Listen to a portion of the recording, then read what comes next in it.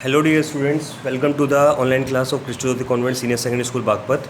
I am your teacher Abhishek Mittal and I am going to teach you another lesson from your book Ecos. Okay, today I am going to teach you chapter 5th, The Story of an Hour by Kate Chopin. So I am just going to read out the summary, listen very carefully. I hope you will understand the lesson, it is not very typical lesson. And if there is any doubt after reading the chapter from the main textbook, you can consult in the live class, during the live class. Okay, so before starting the chapter, let me tell you about the characters in this particular story. So there are 4 characters in this story. First is Louise Mallard. Okay, she is the main protagonist of the story. Then next character is Brantley Mallard, her husband. Okay, he has a very important role in the story, though he does not appear in the story, still he has a very important role. Then next is Josephine, sister of Louise Mallard.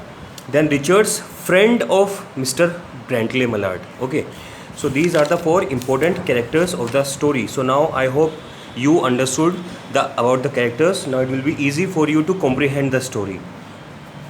The story of an hour is set in the house of Mrs. and Mr. Brantley Mallard. Mrs. Mallard's room is on the first floor.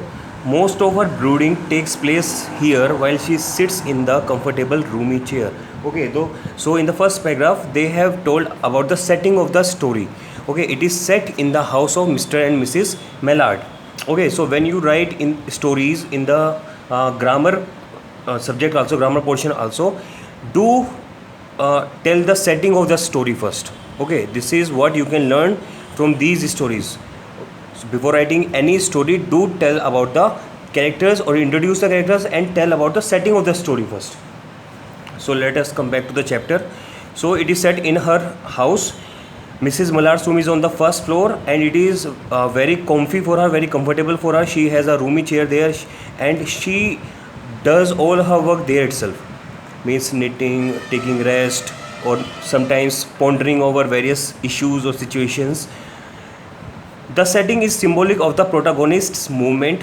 When downstairs, it reflects her imprisoned self, whereas the window on the first floor symbolizes the means to see the visions of the outside world as per her choice.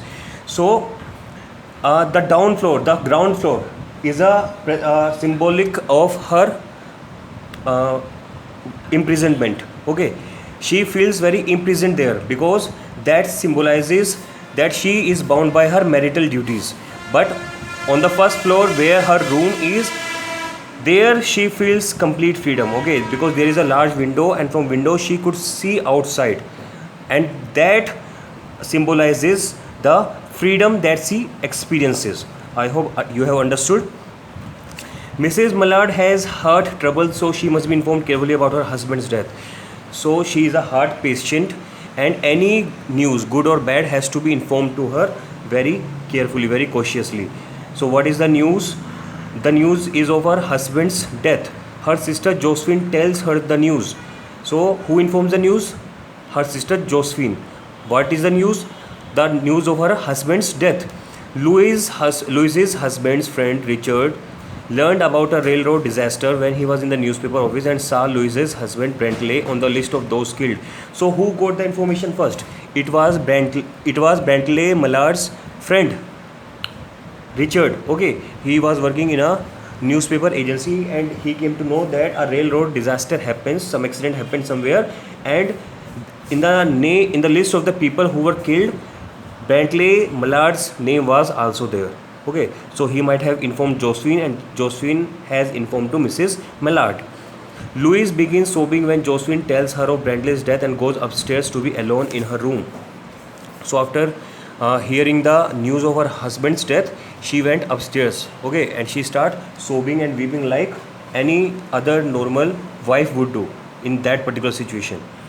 Louise sits down and looks out an open window. She sees trees, smells approaching rain, and hears a peddler yelling out what he is selling.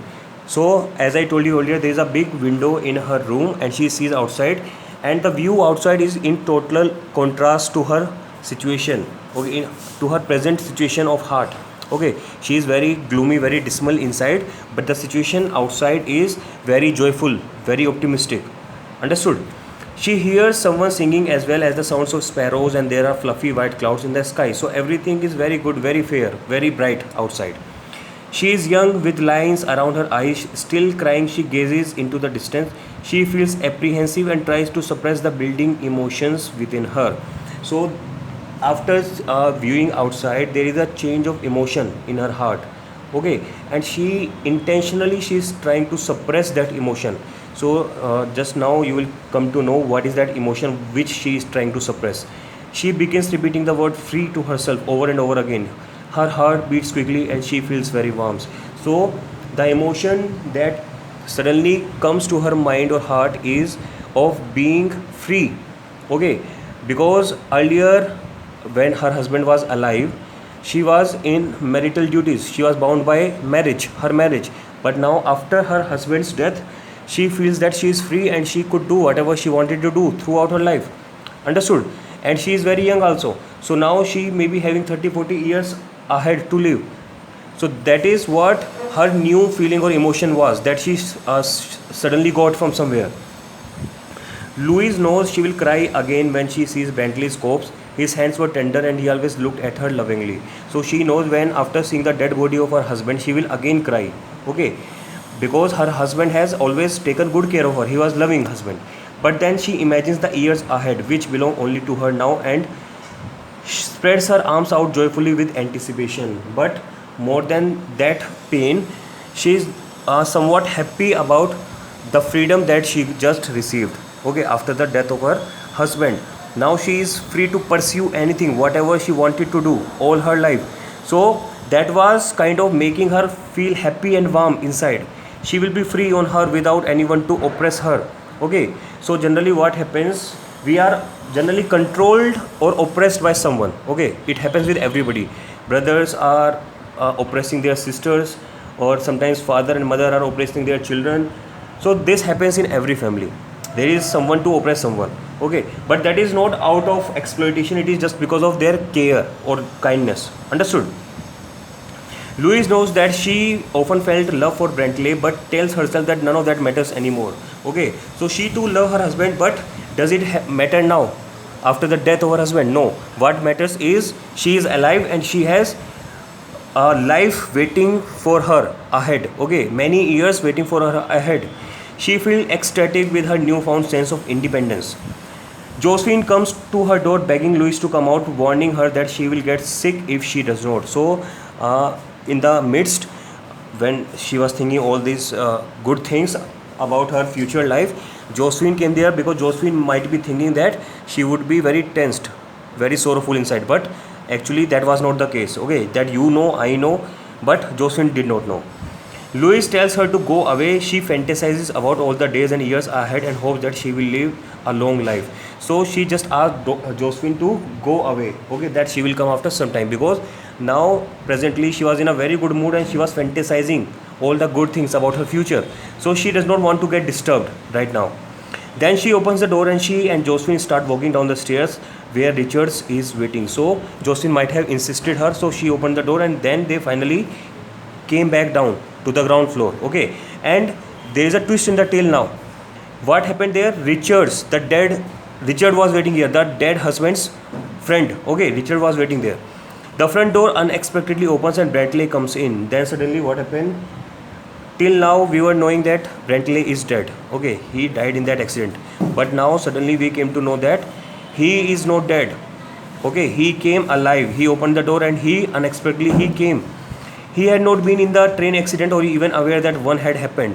So it was not Bentley Mallard who had died in the train accident. It was some other Bentley. Okay, so this was the twist in the tale.